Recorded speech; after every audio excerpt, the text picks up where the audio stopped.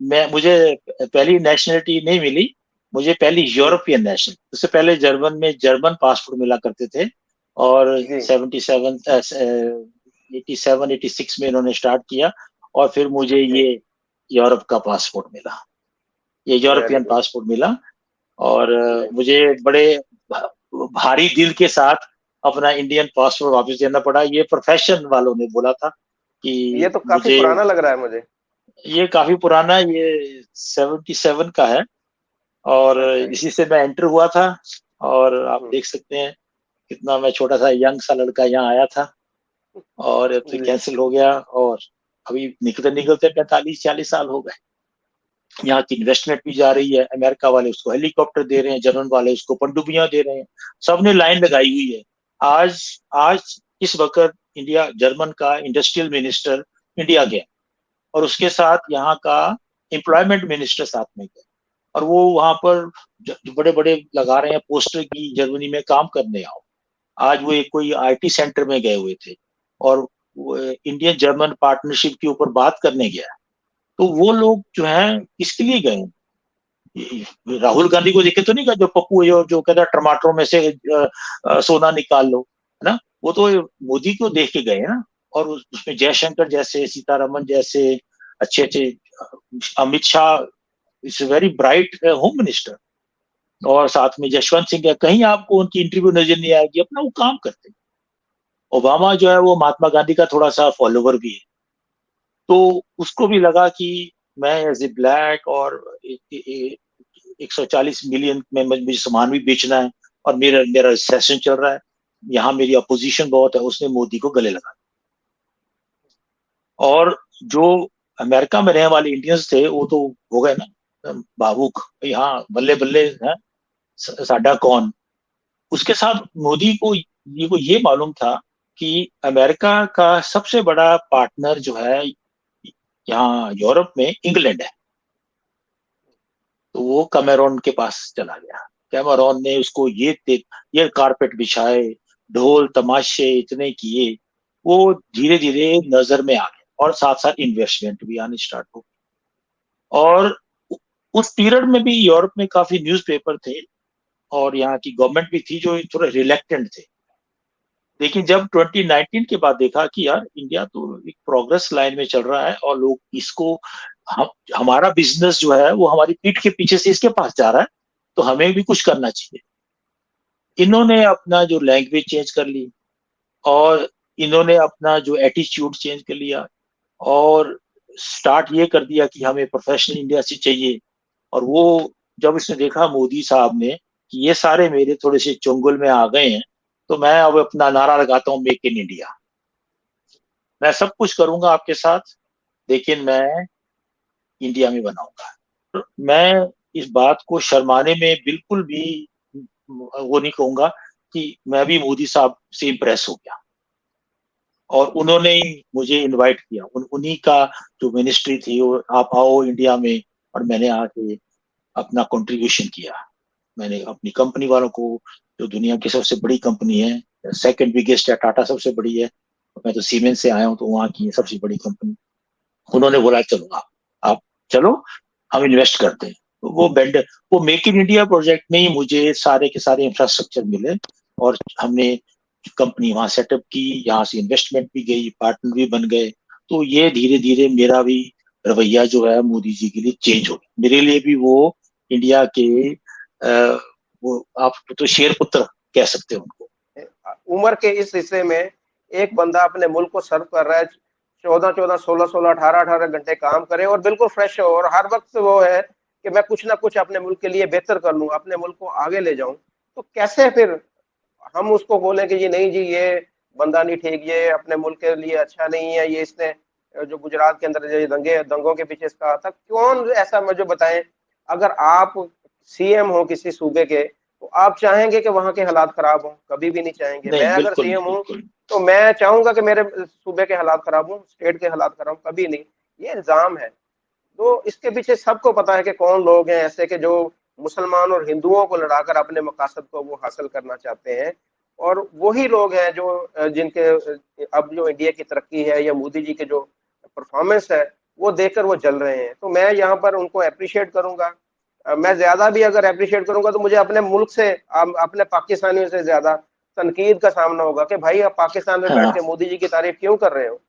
बिल्कुल लेकिन जो बिल्कुल। हक है, जो सच है, मैं करूंगा। मैं मोदी जी का कल भी फैन था, मैं आज भी उनके जो पॉलिसीज हैं, उनके जो कारनामे हैं, उनका मैं फैन हूँ।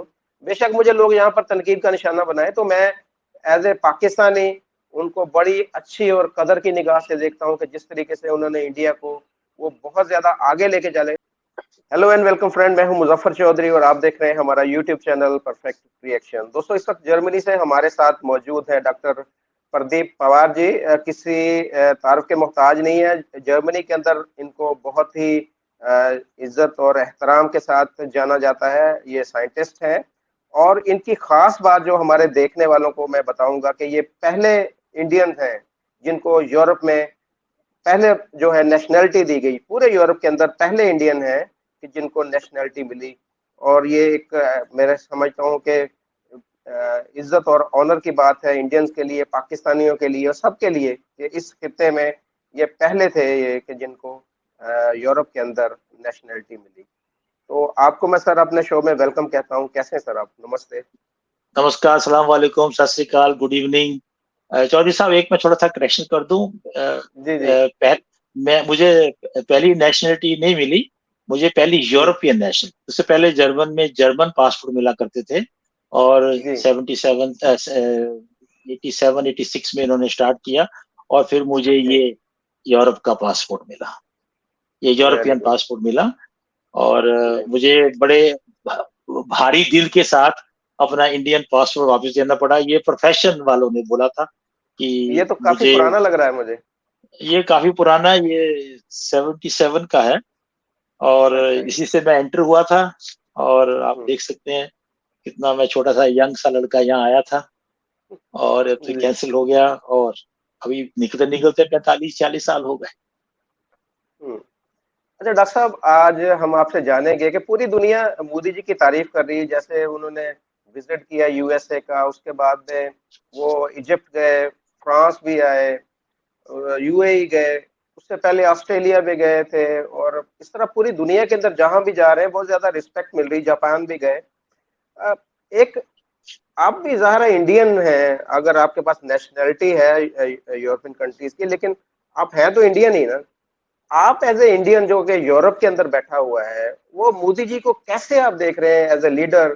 कि जिस तरीके से पूरी दुनिया उनको तारीफ कर रही है, उनको अपना लीडर मान रही है, आप मोदी जी को कैसे देख रहे हैं यूरोप में बैठ के? Very complicated question. आपने मुझे पकड़ लिया। चौधरी साहब, मोदी जब 2014 में आए थे, उससे पहले यूरोप का नैरेटिव उनके लिए बहुत नेगेटिव था। और यहाँ पर जितनी भी प्रेस की रिपोर्ट्स आती थी उसमें हिंदू नेशनल लिखा आता था। और गुजरात का पंगा इन्होंने हर जगह डाला हुआ था, गुजरात गुजरात। और मैं आपको सही बताऊं, मैं भी इसी प्रेस को पढ़ पढ़ के मोदी साहब के इतने हक में नहीं था। मैंने भी उनके खिलाफ अच्छा। काफी बातें बोली हैं, लिखी भी हैं। और हम्म। डिस्कशन भी मेरे घर चले, जब मैं इंडिया जाता था तो मेरे भांजे भतीजे जो बहुत उससे इम्प्रेस थे, मेरे साथ उनकी फाइटिंग होती थी। लेकिन मोदी साहब की जो खासियत है वो हमें अब पता लग रही है और वर्ल्ड को भी अब पता लग रही है। यूरोप का मुझे इतना याद है कि बहुत सारे कंट्रीज बोलते हैं इनको वीजा नहीं देना, ये नहीं करना। ये एक इंडिया में लेफ्ट लिबरल कम्युनिज्म फीलिंग वाले लोगों ने बहुत प्रोपेगेंडा किया। आप वॉशिंगटन पोस्ट देख लो, न्यूयॉर्क टाइम्स देख लो, उसमें से 40% जो पे रोल पर है वो चाइना के, उनके एडवर्टाइजमेंट है उनके वहां पर। जो वहां के जर्नलिस्ट हैं उन्होंने कोई ऐसा काम नहीं छोड़ा इसको बताने, चेंजिंग फेस ऑफ मोदी, ऐसे बड़े बड़े उन्होंने लिखे। लेकिन इस आदमी ने पीछे नहीं मुड़ के देखा। घर में भी इसकी अपोजिशन हुई 19 के पहले पहले। इसको बहुत मेहनत करनी पड़ी, मेहनत तो ये अभी भी करता है। 18 16 16 18 18 घंटे ये जागता है रात को। और अपनी मिनिस्ट्री में लोगों को भी तंग तंग किया हुआ है इसने। और ब्यूरोक्राट जो है, उन ब्यूरोक्रेट्स हैं, उनको भी वो नहीं कह सकते कि हम यहाँ भी छुट्टी हो गई है आराम कर लें। वो कभी भी आके उसका फोन आ सकता है। और उसने मोदी साहब ने एक काम किया कि अपने जब वो वहाँ के चीफ मिनिस्टर थे तब उन्होंने एक टीम बनाई थी, उसको वो दिल्ली अपने साथ लिया है। उस टीम में बहुत इंटेलेक्चुअल लोग हैं जिनको इंटरनेशनल पॉलिटिक, रिलीजन, जियो पॉलिटिक और भी जो डिफेंस सेक्टर्स हैं उनकी अच्छी नॉलेज है। उसको उन्होंने थोड़ा सा और बढ़ा दिया, उसमें 3-4 लोग और ऐड हो गए। और उन्होंने पहले 4 साल में मिनिस्ट्रीज में इधर उधर शफल करने पड़े, उनको पता ये आदमी, ये औरत काम करने वाली नहीं है, यहाँ इसका क्रिटिसिज्म है, इसकी स्टैंडिंग नहीं है, जहाँ उनके पैरामीटर पे वो मिलते नहीं थे, तो उन्होंने वो भी चेंज किया। और बिना यानी बहुत ड्रामा किए हुए या अपोजिशन को मौका दिए बगैर। और सबसे ज्यादा जो उनको उनकी परफॉर्मेंस जो यहाँ लोग मानते हैं, वो नहीं यूरोप में भागे भागे है। उन्होंने बोला कि मेरे जो पड़ोसी कंट्री हैं पहले मैं उनके साथ मिशन करूं। पाकिस्तान से भी उन्होंने ट्राई की, श्रीलंका भागे भागे गए, मलेशिया अपना ये मालदीव और जितने भी नेपाल, इन सब के साथ उन्होंने एक एक कोऑर्डिनेशन स्टार्ट की थी। हम लोगों ने इस खिते में बांग्लादेश कुछ के बन, साथ, अफगानिस्तान के साथ। बिल्कुल बिल्कुल, मैं वहीं आपके पास ही आ रहा हूँ। और जब उन्हें देखा कि मेरी पोजीशन सॉरी कंसोलिडेट हो रही है और लोग मुझे एज ए लीडर देख रहे हैं, और इंडिया में सोचा जा रहा है कि ये अमन शांति और गुर्बत के बारे में बात कर रहा है, तब उन्होंने स्टार्ट किया अरबियन कंट्रीज को विजिट करना। और उसका नतीजा आप देख सकते हैं आज। हर अरेबियन मुस्लिम कंट्री उनके घरों में माला डाल रहे हैं, अपना सबसे बड़ा निशान कदर दे रहे हैं। और फिर जब उन्होंने देखा कि अब अरबी जो मुल्क हैं इनके साथ उनको भी प्रॉब्लम है, तेल कभी खत्म हो जाएगा, एक 140 करोड़ की जनता पास बैठी हुई है, उनको भी जरूरत है लोगों की, और क्वालिफाइड लोगों की, है ना। ये नहीं कि सीधा वो जो गलियों में झाड़ू लगाने वाला बंदा चाहिए, उनको क्वालिफाइड बंदे चाहिए, चाहे यूएई है, चाहे वो सऊदी अरेबियन है, चाहे वो मस्कट है, चाहे वो कोई भी country, you name any country, उन्होंने वो प्रोफेशनल्स का एक दर्जा बना। जो उनका जो नेक्स्ट जो स्टेप था वो बड़ा कैलकुलेटर था। उन्होंने, उनकी किस्मत थोड़ी अच्छी निकली कि ओबामा वहां प्राइम मिनिस्टर प्रेसिडेंट था। ओबामा जो है वो महात्मा गांधी का थोड़ा सा फॉलोवर भी है, तो उसको भी लगा कि मैं एज ए ब्लैक और 140 मिलियन में मुझे सामान भी बेचना है, और मेरा मेरा सेशन चल रहा है, यहाँ मेरी अपोजिशन बहुत है, उसने मोदी को गले लगा। और जो अमेरिका में रहने वाले इंडियंस थे वो तो हो गए ना भावुक, भाई हाँ बल्ले बल्ले है, साडा कौन। उसके साथ मोदी को ये मालूम था कि अमेरिका का सबसे बड़ा पार्टनर जो है यहाँ यूरोप में इंग्लैंड है। तो वो कैमरॉन के पास चला गया। कैमरॉन ने उसको ये कारपेट बिछाए, ढोल तमाशे इतने किए, वो धीरे धीरे नजर में आ गए, और साथ साथ इन्वेस्टमेंट भी आने स्टार्ट हो। और उस पीरियड में भी यूरोप में काफी न्यूज़पेपर थे और यहाँ की गवर्नमेंट भी थी जो थोड़े रिलेक्टेंट थे। लेकिन जब 2019 के बाद देखा कि यार इंडिया तो एक प्रोग्रेस लाइन में चल रहा है, और लोग इसको हमारा बिजनेस जो है वो हमारी पीठ के पीछे से इसके पास जा रहा है, तो हमें भी कुछ करना चाहिए। इन्होंने अपना जो लैंग्वेज चेंज कर ली, और इन्होंने अपना जो एटीट्यूड चेंज कर लिया, और स्टार्ट ये कर दिया कि हमें प्रोफेशनल इंडिया से चाहिए। और वो जब इसने देखा मोदी साहब ने कि ये सारे मेरे थोड़े से चुंगल में आ गए हैं, तो मैं अब अपना नारा लगाता हूँ मेक इन इंडिया। मैं सब कुछ करूंगा आपके साथ, लेकिन मैं इंडिया में बनाऊंगा। 40% जो चाइना के साथ जो वॉर स्टार्ट हुई उसमें उसके एप्स बंद, ये सब, वो पॉपुलैरिटी जो थी वो इनके बीजेपी के भी काम आई और मोदी साहब के भी काम आई। कहते ये तो स्टैंडिंग लेने वाला आदमी है। यहाँ पर जो जर्मन का चांसलर है वो सी जिनपिंग के सामने ऐसे खड़ा होता है जैसे ग्रामाफोन के सामने कुत्ता खड़ा होता है। हाँ ये हमारा पार्टनर है, ये हम इसको कंपिटिटरली देखते हैं, लेकिन ह्यूमन राइट्स की बात नहीं करते। तो उनको सबको लग गया पता कि ये आदमी दाढ़ी से रखी हुई है, ये डरता किसी से नहीं है, और जब दिल करता बोल देता है। और इसने अपने प्रोग्राम भी ऐसे बना लिए। तब इनका सबका लहजा चेंज हुआ, और मैं इस बात को शर्माने में बिल्कुल भी वो नहीं कहूंगा कि मैं भी मोदी साहब से इम्प्रेस हो गया, और उन्होंने ही मुझे इनवाइट किया। उन्हीं का जो मिनिस्ट्री थी, वो आप आओ इंडिया में, और मैंने आके अपना कंट्रीब्यूशन किया। मैंने अपनी कंपनी वालों को, जो दुनिया की सबसे बड़ी कंपनी है, सेकंड बिगेस्ट है, टाटा सबसे बड़ी है, मैं तो सीमेंस से आया हूँ, तो वहाँ की सबसे बड़ी कंपनी, उन्होंने बोला चलो आप चलो, हम इन्वेस्ट करते हैं। तो वो मेक इन इंडिया प्रोजेक्ट में ही मुझे सारे के सारे इंफ्रास्ट्रक्चर मिले, और हमने कंपनी वहां सेटअप की, यहाँ से इन्वेस्टमेंट भी गई, पार्टनर भी बन गए। तो ये धीरे धीरे मेरा भी रवैया जो है मोदी जी के लिए चेंज हो गया। मेरे लिए भी वो इंडिया के वो आप तो शेर पुत्र कह सकते हो उनको।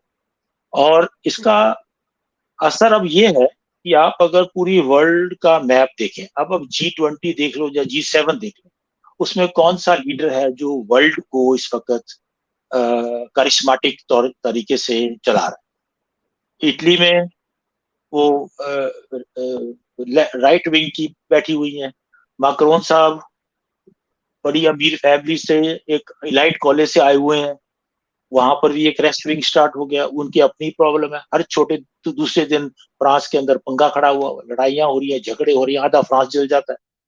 और जर्मनी में देखिए, जो अभी कोलिशन की गवर्नमेंट आई है, उनको ये समझ नहीं आ रहा कि राइट जाए या लेफ्ट जाए, या ऊपर जाए या नीचे जाए। तो उन लोगों को, उनके पास कोई स्ट्रेटेजी नहीं है, कोई ठीक से ढंग की प्लानिंग भी नहीं है। आज कुछ बोलते हैं, कल उसको रिविडेशन कर देते हैं। और आप यूएसए में देखिए, वो जो बाइडेन साहब है, उसको ट्रम्प बोला करता था स्लीपिंग पिल, स्लीपिंग जो। हाँ, उसको तो पकड़ पकड़ के ले जाना पड़ता है कि यहाँ दरवाजा है भैया, देखना से कांदना, सिर विच कांदना मार ले। तो वो अब पूरी वर्ल्ड को, ऑस्ट्रेलिया देख लीजिए, आपको मिडिल ईस्ट में कोई है जो वर्ल्ड लीडर कहलाने के लायक है? नहीं है। ये मोदी ने अपना एक इमेज बना लिया है कि मैं, डायलॉग भी उसने अच्छे मारे हैं कि लड़ाई का जमाना नहीं है और हमें शांति रखनी चाहिए। तभी तो वो रशिया से ऑयल भी ले रहे हैं, और यहाँ की इन्वेस्टमेंट भी जा रही है। अमेरिका वाले उसको हेलीकॉप्टर दे रहे हैं, जर्मन वाले उसको पनडुब्बियां दे रहे हैं। सबने लाइन लगाई हुई है। आज आज इस वक्त इंडिया, जर्मन का इंडस्ट्रियल मिनिस्टर इंडिया गया, और उसके साथ यहाँ का एम्प्लॉयमेंट मिनिस्टर साथ में गया, और वो वहां पर बड़े बड़े लगा रहे हैं पोस्टर की जर्मनी में काम करने आओ। आज वो एक कोई आईटी सेंटर में गए हुए थे, और इंडियन जर्मन पार्टनरशिप के ऊपर बात करने गया।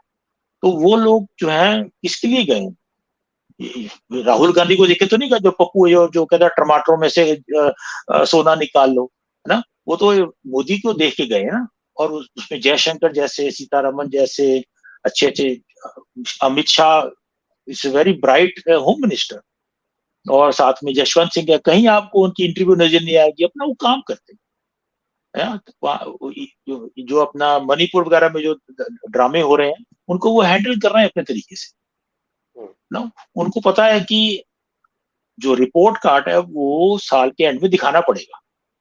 तो हमें ट्विटर में बैठ के, और उसके इमरान खान की तरह बैठ के नहीं बोलते रहना सारा दिन ना। वो अपना, उनका है अपना सोशल मीडिया में, उसमें वो बहुत कम प्रोफाइल पे चलते हैं। तो वर्ल्ड में किसी, कोई, जो यहाँ के जितने भी मिनिस्टर हैं, छोटे छोटे कंट्री आप भूल जाइए, स्वीडन, नॉर्वे, डेनमार्क, फिनलैंड, इनका अगर आप दिल्ली का एक बड़ा शहर ले लो, तो इतनी आबादी इनकी है, तो इनकी तो वोट भी नहीं है बोलने। इनको डरा डरा के इन्होंने मार मार के खीर खिला रहे हैं। अब वो रशिया ने अटैक कर दिया, तो ये भागे भागे जा रहे हैं कि हमें भी नाटो में ले लो, है ना? जब इनको पता लगेगा कि नाटो का खर्चा कितना जबरदस्त है, फिर इन्हें होश आएगी। तो ये सब चीजें जो हैं, इसके लिए मोदी साहब बड़ा टेक्टिकली जाते हैं। तो इसलिए मेरी नजर में अगर इस वक्त कोई करिस्मेटिक लीडर है, तो वो नरेंद्र दामोदर मोदी ही है। जी। लेकिन मैं आपसे एक सवाल पूछता हूँ, चौधरी साहब, ये मेरा जी जी। क्वेश्चन आपसे है। आप मेरे पड़ोसी मुल्क से रहने वाले हैं, मेरे आप छोटे भाई हैं। आप एज ए इंडिविजुअल मोदी साहब को कैसे देखते हैं? देखिए, मैं, मेरे भी वही जज्बात थे। आज से अगर 2-3 साल पहले की बात की जाए, तो जैसे आपने कहा कि जैसे मीडिया के अंदर, पाकिस्तान मीडिया के अंदर तो उनके बारे में बताया यही जा रहा था कि गुजरात के जो फसादात हुए उनके पीछे उनका हाथ है। हमें जो हमारा मीडिया बताता है अभी भी, अगर आप पाकिस्तानी मीडिया को देखें तो यहाँ पर आज भी यही बताया जा रहा है कि जो मणिपुर के फसादात हो रहे हैं या कुछ हो रहे हैं तो उनमें इनका ही नाम लिया जाता है, लेकिन हकीकत कुछ और थी। हकीकत जो आप जैसे कुछ लोग हैं, वो इंडिया से कुछ और लोग हैं, कुछ पाकिस्तान के भी लोग हैं जो हकीकत को जानते हैं। कुछ देखे, कुछ ना भी कोई बताए तो कहते हैं ना कि वो काम बोलता है कि मोदी जी ने जैसे काम किए हैं, बहुत ही अच्छे काम। मसलन देखें कि उनकी सबसे बड़ी जो अचीवमेंट है, मैं वो उसको मान रहा हूँ कि वो जिस तरीके 41 करोड़ लोगों को उन्होंने गुर्बत की शरह से बाहर निकाला। 41 करोड़ यानी पाकिस्तान की आबादी इस वक्त है 22 करोड़, जी ऑलमोस्ट डबल आबादी पाकिस्तान की। अगर पॉपुलेशन को डबल किया जाए उतनी आबादी को उन्होंने गुर्बत की शरह से बाहर निकाल दिया है। इससे ज्यादा बड़ी अचीवमेंट, अब बाकी सारे काम आप एक साइड पे रख दें, अगर यही काम उनका सामने रखा जाए तो मेरे ख्याल में ये एक बहुत ही बड़ी अचीवमेंट है कि एक जो बंदा है जो अपने रोजगार से तंग है और अपने घर का खर्चा नहीं चला रहा, आप उसको बाइज्जत तरीके से रोजगार प्रोवाइड करते। कितनी उन्होंने स्कीमें निकाली हैं इस तरह की कि जो बिल्कुल। इंडिया के अंदर लोगों को छोटे छोटे उन्होंने बिजनेस करा के दिए हैं, जिसकी वजह से वो अपने फैमिली को बाइज्जत तरीके से चला रहे हैं। उसके साथ साथ उन्होंने देखें फ्री राशन स्कीम्स हैं, वो 80 करोड़ लोग हैं जिनको फ्री राशन मिलता है, बहुत ही कम पैसों के अंदर मिलता है। उसके साथ साथ लोगों को उन्होंने आसान जो कर्जों के ऊपर घर बना कर दिए हैं। और इसके साथ साथ एजुकेशन के ऊपर जिस तरीके से उन्होंने तवज्जो दी है, अब आज भी देखें कि आईआईटी जो है वो यूएई के अंदर अपने जो कैंपस खोल रही है, अफ्रीका के अंदर अपने कैंपस खोल रही है। चंद्रयान की बात अगर कर लें तो चंद्रयान देखे उन्होंने जो है वो कामयाबी के साथ इसरो को कहां से कहां पर पहुंचा दिया है। बिल्कुल। कोई एक चीज भी आप इन्वेस्टमेंट देख लें। अच्छा, एक चीज मुझे और जो सबसे ज्यादा मोदी जी की पसंद है, वो जो आपने बोला मेक इन इंडिया, यानी कि कोई भी कंपनी है वो इंडिया के अंदर अगर बिजनेस करना चाह रही है तो इनका एक ही पहले वो मकसद होता है, कहते हैं कि जी आपने जो प्रोडक्शन अपना यूनिट है वो इंडिया के अंदर लगाना है। कि वो देखें इंडिया के अंदर लगाना, और उससे वो ये पूछते जैसे कि अब टेस्ला के साथ उनकी डील चल रही थी। अभी जो अमेरिका ने आज तक किसी को अपनी टेक्नोलॉजी नहीं दी, अमेरिका ने, आपको पता है कि अब वो ये कह रहे हैं कि जो इंजन बनेंगे और उसके साथ साथ और भी जो चीजें अमेरिका के साथ जो डील हुई, डिफेंस डील हुई है, हाँ, वो उसकी तेजा प्रोडक्शन वगैरह का इंडिया, चक्कर। तेजास के जो है, और उनकी टेक्नोलॉजी भी इंडिया को वो देंगे, वो दे के जाएंगे। ये पहली दफा ऐसे हुआ है कि अमेरिका ने हामी भरी है कि जी मैं आपको टेक्नोलॉजी दूंगा, वरना अमेरिका कभी यूरोपियन कंट्री को भी इसने टेक्नोलॉजी नहीं दी। ये सारी चीजें क्या शो करती हैं कि कोई ऐसा बंदा आपके मुल्क के अंदर बैठा है जो आपके मुल्क को आगे लेकर जाना चाहता है, और वो लेके जा चुका है। लेके जाना नहीं चाहता, वो लेके जा चुका है कि आपकी 10 नंबर की इकोनॉमी जो वो इस वक्त 5 नंबर पर आ गई है, और आइंदा आने वाले चंद सालों में वो तीसरे नंबर पर ले जाएगा। यस यस, और बड़ी क्या एब्सोल्युटली। अचीवमेंट है कि लोग आपके जो है वो, जैसे कि आपने बोला कि यूरोप पूरा कह रहा है कि जी स्किल्ड पीपल जो इंडिया से हमने मंगवाने, पाकिस्तान से क्यों नहीं मंगवाते वो। हम देखें यहाँ पर जो लोग हैं वो बेरोजगार हैं, भूखे मर रहे हैं, वो चाहते हैं कि यूरोप में उनको एंट्री हो, लेकिन हम लोगों को नहीं बुलाया जाता है। इंडियंस को क्यों बुलाया जाता है? उसकी वजह ये है कि इंडिया के अंदर जो एजुकेशन सिस्टम है उसके ऊपर बहुत ज्यादा काम किया गया है पिछले कुछ 10-15 सालों के अंदर। बहुत ज्यादा वर्क हुआ। आप तो मुझसे ज्यादा समझते हैं, जानते हैं कि उन्होंने किस तरह लोगों को वहां पर एजुकेशन दी और स्किल्ड किया है। और उसकी वजह यह है कि आज अमेरिका के अंदर आप देखें कि जो नासा के अंदर जो 30-40% जो उनके जो लोग हैं नासा के अंदर बैठे हुए हैं, वो सारे इंडियन हैं। आपको और देखें इससे ज्यादा ऑनर की और इज्जत की बात क्या होगी एज ए इंडियन। अगर मैं ये कहूंगा कि ये अगर पाकिस्तानी ऐसे थे तो मैं तो यहाँ पर उल्टी कलाबाजियां मारा होता कि यार देखें मैं पाकिस्तान ने इतनी अचीवमेंट हासिल की है। तो ये बहुत सारे ऐसे काम हैं, बहुत सारे ऐसे कारनामे हैं कि सुबह से लेकर शाम हो जाएगी, लेकिन वो मोदी जी के जो कारनामे हैं वो खत्म नहीं होंगे। पता नहीं कौन से ऐसे लोग हैं कि जिनकी आंखों के ऊपर पट्टी बंधी हुई है, कि जिनको इनकी कामयाबी जो है और इनके जो कारनामे हैं वो नजर। अब ये देखें आप, पिछले जो इन्होंने फ्रांस गए, फ्रांस के बाद ये गए थे यूएई गए, तो आप जैसे आपने बोला कि 14-14, 16-16 घंटे ये काम करते, सोते ही नहीं है। और जब भी देखो इतने फ्रेश होते हैं यार, इतने हाँ फ्रेश होते हैं कि जैसे अभी ये उठ के आए हैं, अभी ये फ्रेश होके निकले बाहर, इतने ये फ्रेश यस होते हैं। उम्र के इस हिस्से में एक बंदा अपने मुल्क को सर्व कर रहा है, 14-14, 16-16, 18-18 घंटे काम करे और बिल्कुल फ्रेश हो, और हर वक्त वो है कि मैं कुछ ना कुछ अपने मुल्क के लिए बेहतर कर लूं, अपने मुल्क को आगे ले जाऊं। तो कैसे फिर हम उसको बोले कि जी नहीं जी, ये बंदा नहीं ठीक, ये अपने मुल्क के लिए अच्छा नहीं है, ये इसने जो गुजरात के अंदर जो दंगों के पीछे इसका था, कौन ऐसा मुझे बताएं। अगर आप सीएम हो किसी सूबे के, तो आप चाहेंगे कि वहां के हालात खराब हो? कभी भी नहीं चाहेंगे। मैं नहीं, अगर बिल्कुल सीएम नहीं, हूँ बिल्कुल तो मैं चाहूंगा कि मेरे सूबे के हालात खराब हो, स्टेट के हालात खराब हो? कभी नहीं। ये इल्जाम है। तो इसके पीछे सबको पता है कि कौन लोग हैं ऐसे के जो मुसलमान और हिंदुओं को लड़ाकर अपने मकासद को वो हासिल करना चाहते हैं। और वही लोग हैं जो जिनके अब जो इंडिया की तरक्की है या मोदी जी के जो परफॉर्मेंस है, वो देखकर वो जल रहे हैं। तो मैं यहाँ पर उनको अप्रिशिएट करूंगा। मैं ज्यादा भी अगर अप्रिशिएट करूंगा तो मुझे अपने मुल्क से, अपने पाकिस्तानियों से ज्यादा तनकीद का सामना होगा कि भाई आप पाकिस्तान में बैठ हाँ, के मोदी जी की तारीफ क्यों कर रहे हो। बिल्कुल लेकिन जो बिल्कुल हक है, जो सच है, मैं करूंगा। मैं मोदी जी का कल भी फैन था, मैं आज भी उनके जो पॉलिसीज हैं, उनके जो कारनामे हैं, उनका मैं फैन हूँ। बेशक मुझे लोग यहाँ पर तनकीद का निशाना बनाए, तो मैं एज ए पाकिस्तानी उनको बड़ी अच्छी और कदर की निगाह से देखता हूँ कि जिस तरीके से उन्होंने इंडिया को वो बहुत ज्यादा आगे लेके चले। अब ये एक देखे, आपने बात की थी कि लीडर के क्या होता है। लीडर वो होता है कि वो धर्म नहीं देखता। अफगानिस्तान के ऊपर मुश्किल वक्त आया, उन्होंने फौरी तौर पर गंदम वहां पर भेजी, फौरी तौर पर। बिल्कुल उन्होंने नहीं बिल्कुल देखा कि अफगानिस्तान इस्लामिक कंट्री है या अफगानिस्तान के साथ उनके ताल्लुकात ठीक है या नहीं ठीक, लेकिन फौरी तौर पर उन्होंने गंदम भेजी। बांग्लादेश के ऊपर बुरा वक्त आया, बांग्लादेश को उन्होंने सपोर्ट किया। श्रीलंका के ऊपर बुरा वक्त आया, श्रीलंका को उन्होंने सपोर्ट किया। इसी तरीके से रीजन के जितने, पाकिस्तान के साथ वो, पाकिस्तान की भी वो हेल्प करना चाहते हैं।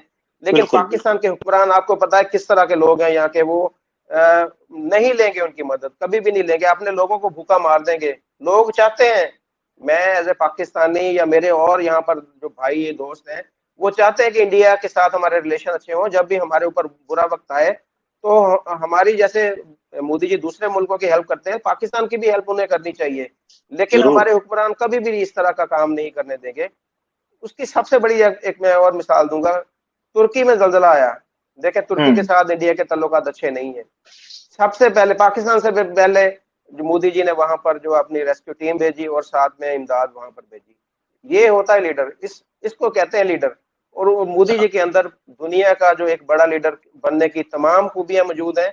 और आइंदा आने वाले जो वक्त है, हो सकता है उस वक्त हम रहें या ना रहें, मोदी जी भी हो सकता है रहें या ना रहें। आज से को मैं 50-100 साल बाद की बात कर रहा हूँ कि इंडिया, मेरे ख्याल में अमेरिका, ये रशिया, ये सबको पीछे छोड़ जाएगा। इंडिया दुनिया की नंबर 1 सुपर पावर बन के रहेगा। ये मेरी आप बात, ये रिकॉर्ड का हिस्सा रहेगी। ये आज से को 50-100 साल बाद कोई अगर देखेगा तो वो मेरी बात ये मानेगा कि एक बंदे ने बोला था कि जो इंडिया है वो नंबर 1 पर आएगा। ये एक वक्त जरूर आएगा ऐसा। ये मेरी बिल्कुल जाती राय है। हो सकता है कि पाकिस्तान के अंदर लोग मुझ पे अब तनकीद भी करें और मुझे उनके इख्तलाफ का सामना भी करना पड़े, लेकिन ये एक हकीकत है। और हकीकत का मैं समझता हूँ कि उन्हें एतराफ हमें सबको करना चाहिए कि मोदी जी जैसा लीडर जो है इस वक्त पूरी दुनिया के अंदर नहीं है।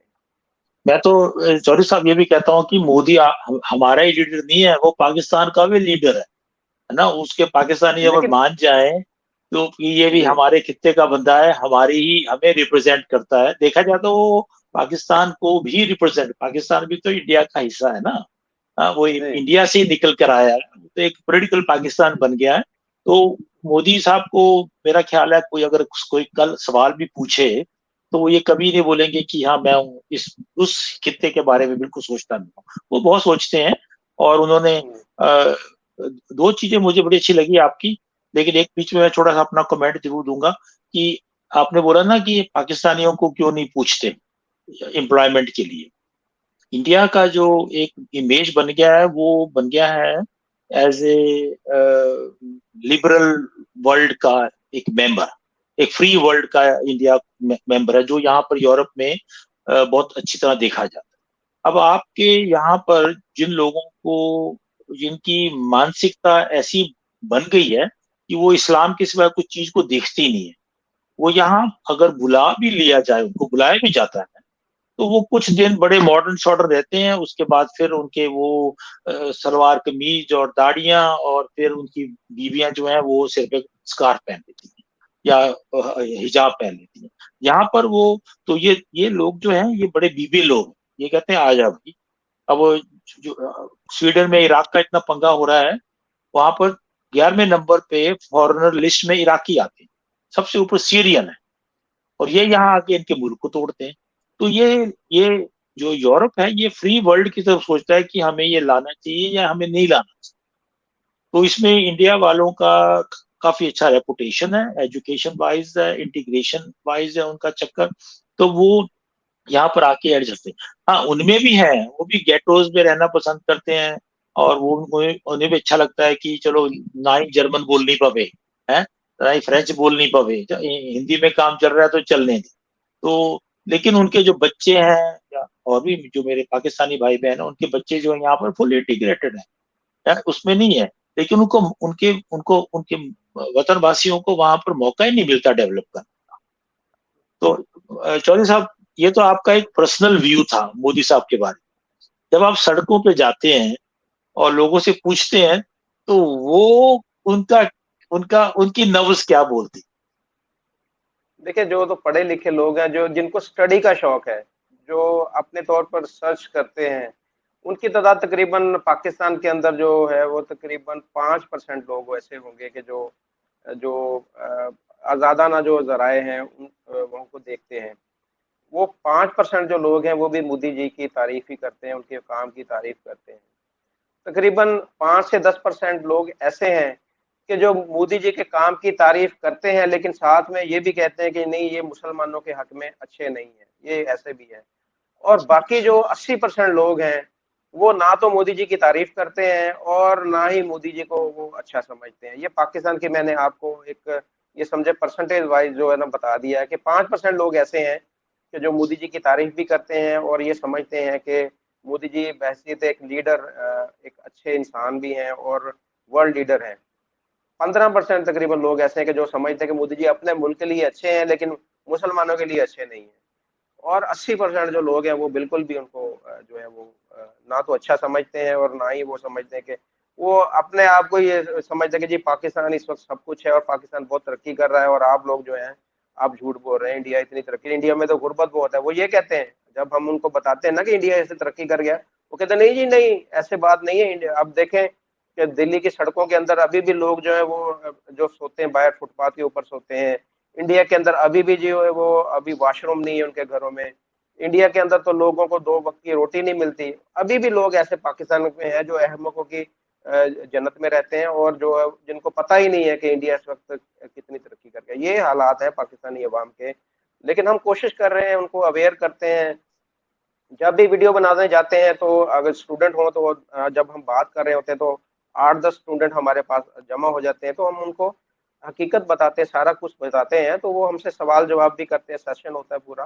तो अवेयरनेस आ रही है लोगों के अंदर। लेकिन हम्म। अब देखिए 22-24 करोड़ लोग अगर वहां पर लोग हों ऐसे कि जिनको जिनका ब्रेन वॉश किया गया हो, जिनको बचपन से ही ये चीजें बताई गई हों कि इंडिया तुम्हारा दुश्मन है और उन्होंने कश्मीर पर भी कब्जा किया हुआ, वहां पर मुसलमानों के ऊपर भी अच्छा सलूक नहीं होता, वो फिर उनको वापस लाने में थोड़ा टाइम लगेगा। अभी ये देखें कि हमारे जो पाकिस्तान के अंदर जो हिंदू कम्युनिटी है उनके ऊपर जिस तरह से जुल्म ढाए जा रहे हैं, तो आपको पता होगा। मंदिर वाला एक जो कराची का वाकया हुआ, वो तो उसको तो साइड पे रखे, वो तो कुछ ऐसा ही है कि वो प्रॉपर्टी का इशू है, उसमें कोई इस तरह की चीज इन्वॉल्व नहीं। लेकिन जो सिंध के अंदर, अंदरूनी सिंध के अंदर जो रॉकेट लॉन्चर फायर किया हाँ। गया था मंदिर के ऊपर, वो देखिए ज्यादती है, वो जुल्म है। और वहां पर रॉकेट लॉन्चर के अलावा फायरिंग की गई उनके मंदिर के ऊपर और धमकियां दी जा रही हैं, डाकुओं की तरफ से मुसलसल धमकियां दी जा रही हैं।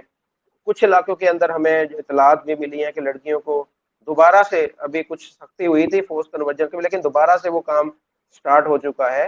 ये सारी चीजें जब हम बताते हैं यहाँ पर पाकिस्तान में, वो नहीं नहीं, पाकिस्तान में तो अकलियतों को बहुत ज्यादा हकूक हासिल है, आप कैसे कहते हैं जी ऐसे। तो मैंने कहा भाई हमें पता है, सारा कुछ पता, तो हमें वो झूठा कर देते हैं कि नहीं जी इस तरह की, क्योंकि वजह यह कि हमारे मीडिया के ऊपर इस तरह की कोई खबर रिपोर्ट नहीं की जाती।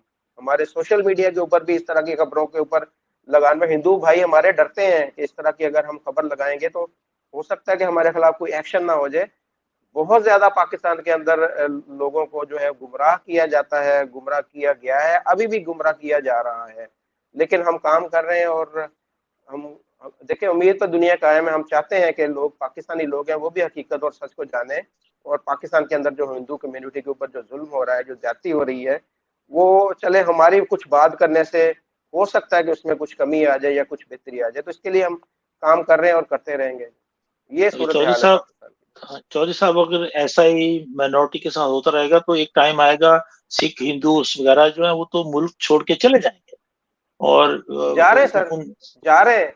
आपको मैं ये बताऊं कि मेरी मुलाकात हुई थी हिंदू महाराज जो होते हैं, मंदिर के जो बड़े होते हैं, महाराज ही मेरा अच्छा, ख्याल बोलते हैं, हाँ, पंडित महाराज, पंडित जी हमारा। पंडित महाराज, उनसे मुलाकात हुई थी। तो उन्होंने मुझे बताया था, ये आज से 3-4 माह पहले की बात है, कि 50,000 के करीब करीब जो लोग हैं 2 माह के अंदर इंडिया माइग्रेट कर चुके हैं। यानी कि ये अब तब की बात थी, अब तो हालात उससे ज्यादा खराब हो गए हैं। अब तो मेरे ख्याल में कि हर माह इतने लोग जा रहे होंगे। और टोटल आबादी जो थी, जो आज से 4 साल पहले तो 80 लाख के करीब थी, अब वो कम होके मेरे ख्याल 30-40 लाख रह गई है। अगर इसी तादाद से हुई तो 2-3 साल के अंदर जो पाकिस्तान से हिंदुओं का खात्मा हो जाएगा। आप अंदाजा करो, एक कल्चर आपके मुल्क से खत्म हो जाए। एक जो डाइवर्सिटी का कल्चर है, हिंदू का अपना कल्चर है, उनकी डाइवर्सिटी है, उनका इंटेलेक्चुअल है, वो सब खत्म हो जाएगा। अभी ये स्पीड रही तो 25 तक तो वहां पर आपको टॉर्च लेके ढूंढना पड़ेगा, भाई मैं किसी हिंदू को अपने जरा हाथ मिला के आऊं, जैसे चाय पी के आऊं। ये तो एक, मैं तो डिप्रेशन में आ गई सुन के आपकी बात। जी बिल्कुल ये ऐसे तो ही एक है वहां बहुत, पर, बहुत बुरा हालात, बहुत बुरे हालात है उनके। मैंने आपको देखा होगा मेरी शायद वीडियो के अंदर कि वो उनके बर्तन अलग से रखे जाते हैं, जो हाँ, कल वगैरह ये होते हैं, मैंने रेडी वगैरह आपकी, होती है। हाँ, जी। ये तो मैंने देखा उनको था। बेचारों को लेकिन चौधरी बहुत साहब, मसाइल है। शायद पता नहीं कितना टाइम है अपने पास, मेरा आखिरी सवाल है आपके साथ, और वो है कि हर आदमी के पास ये मोबाइल टेलीफोन है। क्या वो लोग इंटरनेट के थ्रू, यूट्यूब के थ्रू, वीडियोस के थ्रू, विकीपीडिया के थ्रू ये नॉलेज गेन नहीं करते, जो वो इतना बायस्ड उनका एक ओपिनियन बना हुआ है इंडिया के बारे में? देखिए चीजें सारी अवेलेबल होती हैं। एक चीज जो आप देखें कि आप जब से आप एक आपने आंख खोली, आपने शौर की दुनिया में आए, ये देखें 4-5 साल से बच्चा जो है वो समझना शुरू कर देता है। वो तब पाकिस्तान के अंदर ये उसको स्कूल में डाल दिया जाता है।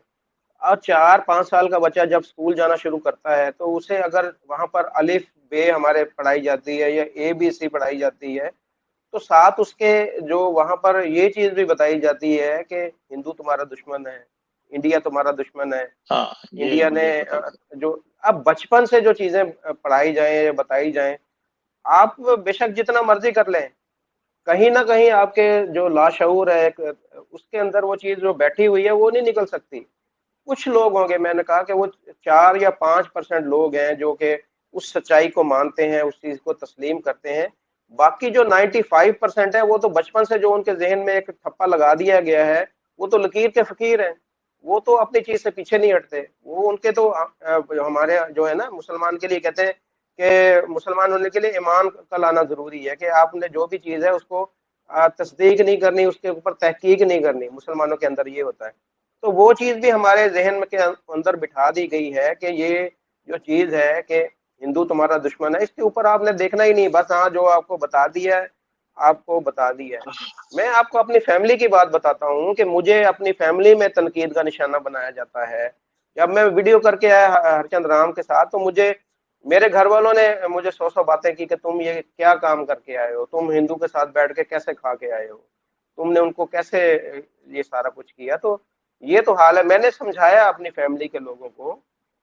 यार मेरे जो अपने घर वाले हैं, मेरी बीवी है या मेरे बच्चे हैं, वो तो ज़ाहिर है मैं उनको समझा पाऊंगा, लेकिन बाकी जो फैमिली है, मेरी पूरी फैमिली है, उस पे मुझे तनकीद का निशाना अभी भी मुझे ये मना किया जाता है कि यार आप इस टॉपिक के ऊपर उनके लिए आवाज ना बुलंद करो, इस उनके लिए आवाज ना उठाओ। तो ये बहुत सारे मसाइल हैं। अब अगर ये देखें कि मुझे जो मैं नहीं समझा पा रहा, जिनको मैं नहीं सारी चीजें डाल सकता उनको, और वो अगर वीडियो को देख लेंगे या कुछ तरह कुछ चीज देख लेंगे, वो उससे उनको क्या फर्क पड़ेगा? कोई फर्क नहीं पड़ेगा। तो इसके लिए ग्रास रूट लेवल से एक नई शुरुआत करने की जरूरत है, एक नई एजुकेशन पॉलिसी मुरतब करने की जरूरत है। हमारी जो एजुकेशन है, हमारी जो इस्लामियात है, उसके अंदर इस तरह के जो मजामीन है उनको ख़त्म करने की ज़रूरत है। हमें हमारी जो मसाजिद हैं, वहाँ पर जुमे के जो खुतबात दिए जाते हैं, उसके अंदर बेहतरी लाने की ज़रूरत है। वहाँ पर भी बताया जाता है कि आप जो आपके दुश्मन है, आपने इनके साथ जिहाद करना है। ये हमारे उलमा कराम, हमारे मदरसा, हमारा प्रिंट मीडिया, हमारा इलेक्ट्रॉनिक मीडिया, ये सारे के सारे जो है ये इस चीज के जिम्मेदार हैं। और मुझे नहीं कुछ नजर आ रहा कि सिर्फ हमारी जो मेहनत करने से इसका कोई फर्क पड़ेगा। देखिए, एक कतरा होता है ना, वो अगर पत्थर, बड़ा पत्थर हो तो उसके ऊपर कतरा गिरता है तो आहिस्ता आहिस्ता सुराख हो जाता है, थोड़ा बहुत सुराख हो जाता है, लेकिन उससे कोई पत्थर टूट नहीं जाता।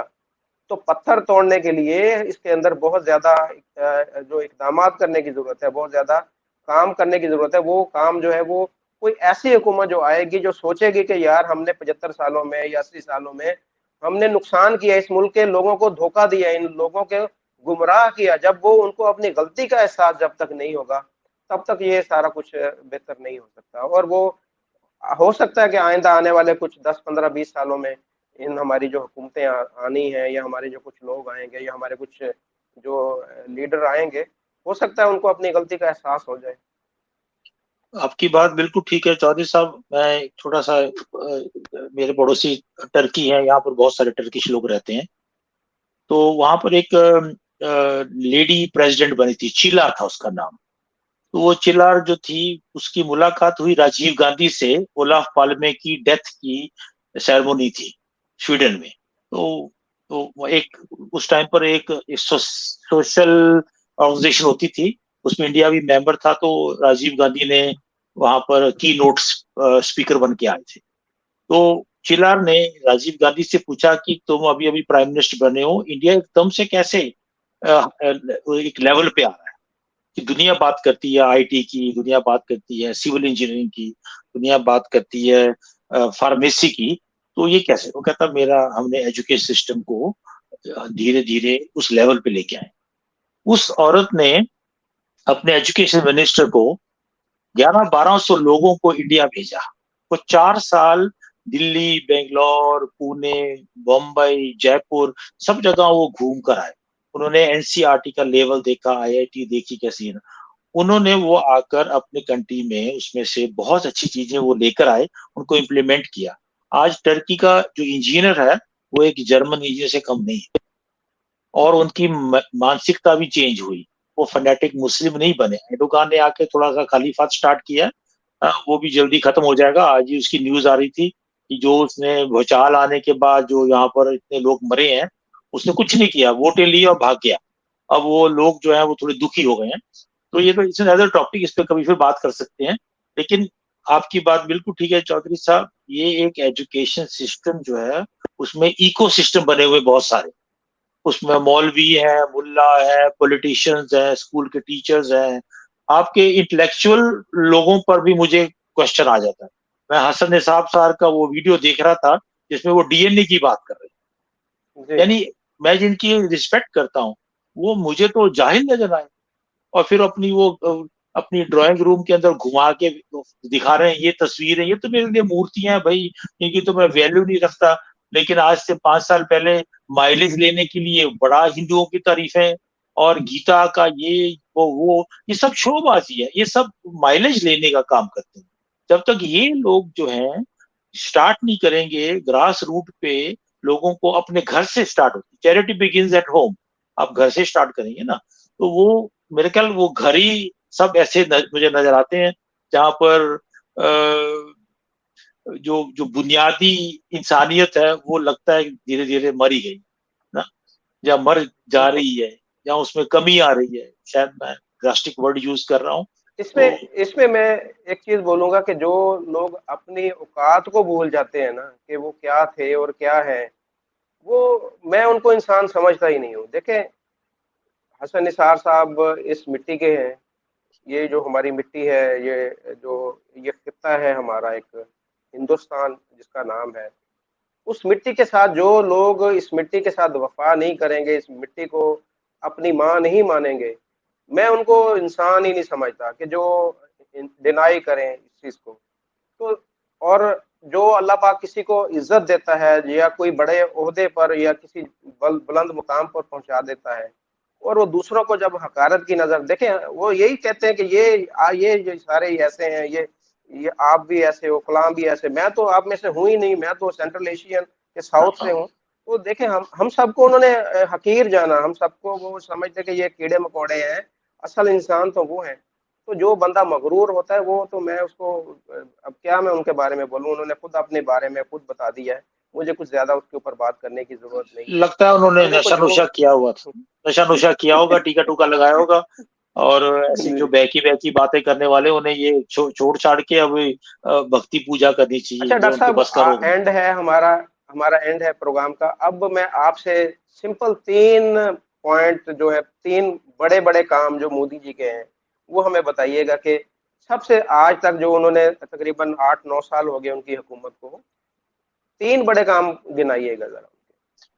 अच्छा, पहला तो मैं बोलूंगा कि इंडिया का जो इंफ्रास्ट्रक्चर है उसमें उन्होंने बहुत ज्यादा, एक गडकरी नाम के बंदे को लेकर आए हैं, उन्होंने इंफ्रास्ट्रक्चर पे बहुत जोर दिया। दूसरा जो उन्होंने काम किया, उसमें उन्होंने मेक इन इंडिया को लाकर खड़ा कर दिया कि ये भी एक मार्क है, जो जो उनके उनके काम का था ना, जो उन्होंने सोचा कि उसमें एजुकेशन भी आ जाती है, मेक इन इंडिया एजुकेशन के बगैर नहीं काम चलता ना। और दूसरा, उन्होंने वुमेन एम्पावरमेंट को सबसे ज्यादा, एक ही आदमी आया जिसने वुमेन एम्पावरमेंट को बेटी पढ़ाओ, खेलो, बड़ी इंस्टीट्यूशंस तैयार की हैं लड़कियों के लिए, ये मैं प्लेटफॉर्म भी बना भूल गया दिए। था, ये मैं भी भूल गया था, ये मैं भी भूल गया था। ये वाकई बहुत बड़ा काम है उनका, बहुत बड़ा काम है, बहुत ज्यादा कारनामा है उनका। उन्होंने मुझे किया। लोगों ने बताया कि लड़की वहां पर बिल्कुल सेफ है, वो बिल्कुल कोई उसे मसला नहीं, कहीं भी वो जॉब कर रही है या पढ़ाई कर रही बिल्कुल है, बिल्कुल उसको बिल्कुल कोई बिल्कुल खतरा ही नहीं किसी किस्म का। तो ये बिल्कुल बहुत, मैं बिल्कुल। ये इसको सबसे बड़ा काम मानता हूँ उनका। गिनाने को तो बहुत चीजें हैं, लेकिन फिर कभी बैठेंगे, फिर बातें करेंगे आपस में। जी। और एक और बता दें चले, 2 हो गए ना, एक और बताए। नहीं, तीन तीन, एक तो मैंने 3 हो गए। मेक इन इंडिया, और दूसरा जी। इंफ्रास्ट्रक्चर, और तीसरा जी। Empowerment of women. जी। इनके साथ चले और डॉक्टर भी साहब, बहुत अच्छा एजुकेशन। लगा। जी जी। जी जी, कंप्लीट करें। नहीं नहीं नहीं, आई एम फिनिश्ड, मैं तो उसमें थोड़ा ऐड कर रहा था। जी करें, ऐड करें आप। नहीं, और जो उन्होंने और भी जो चीजें, जैसे एक जमाने में उन्होंने स्टार्ट किया था स्वच्छ भारत, वो लोगों को दिमाग में, बच्चों, आज के जो जनरेशन के बच्चे आए हैं, वो कभी आपको थूकते नजर नहीं आएंगे। वो टॉफी भी खा रहे हैं तो जेब में छिलका डाल लेते हैं, है ना। तो ये भी एक बहुत बड़ी अचीवमेंट हुई है कि जो इतना बड़ा मुल्क है, उसकी सफाई के ऊपर उन्होंने एक काम स्टार्ट किया, जिसमें काफी हद तक वो कामयाब हुए, और भी आगे उस पर काम होगा। जी। चले जी, बहुत शुक्रिया डॉक्टर साहब आपका, आपका मैंने टाइम लिया। बहुत आप मसरूफ हैं, आप वहाँ के देखें, आप एक जर्मन के अंदर बहुत ही मसरूफ आप हैं। आज भी आप एक उनकी जो कम्युनिटी थी उसके अंदर आपने प्रेस कॉन्फ्रेंस के अंदर भी शिरकत की, और जो आपने रिप्रेजेंट किया एशिया के जो तमाम कंट्रीज हैं उनको। तो अपना ख्याल रखिएगा, ऐसे ही हमारे लिए दुआ भी करते रहिएगा कि पाकिस्तान भी कभी, हम भी ख्वाहिश रखते हैं कि हमारा मुल्क भी इस तरह, जिस तरह आपके कंट्री की वहाँ पर रिस्पेक्ट है, आपके लीडरों की रिस्पेक्ट है। मैं तो मानता हूँ कि ये अगर आपकी रिस्पेक्ट है तो मैं उनको अपनी रिस्पेक्ट ही मानता हूँ। लेकिन हमारे मुल्क के लोग जो है वो इस चीज़ को तस्लीम नहीं करते, इसलिए मैं ये कह रहा हूँ कि पाकिस्तान के लिए भी कुछ दुआ कर दीजिए कि हमारे हुक्मरानों को भी अकल आए, और वो भी अपने मुल्क को इस तरीके से, जिस तरह मोदी जी आगे लेके जा रहे हैं, वो भी पाकिस्तान के लिए इस तरह काम करें। तो आपसे इजाज़त चाहूँगा, अपना ख्याल रखिएगा, नमस्कार। नमस्कार। अच्छे दिन आएंगे आपके।